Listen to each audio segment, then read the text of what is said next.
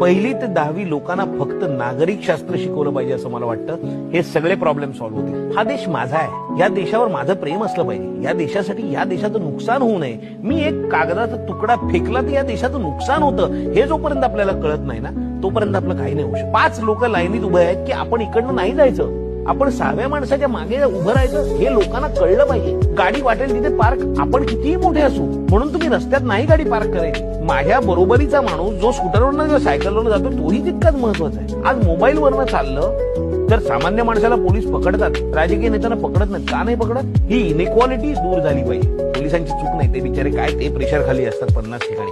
Point एवढाच आहे की मी एक नागरिक चांगला बनवण्यासाठी मला काय करता येईल तर मी तो प्रयत्न करणार. मला त्याला सांगायलाच नाही लागतं का मग की थुकू नकोस. त्याला हे कळलं पाहिजे की मी थुकलो तर माझ्या देशाचं नुकसान आहे. हा रस्ता माझा आहे ना, हा माझ्या घामाच्या पैशातनं तिथे डांबर किंवा खडी किंवा चुना तो पडलेला आहे.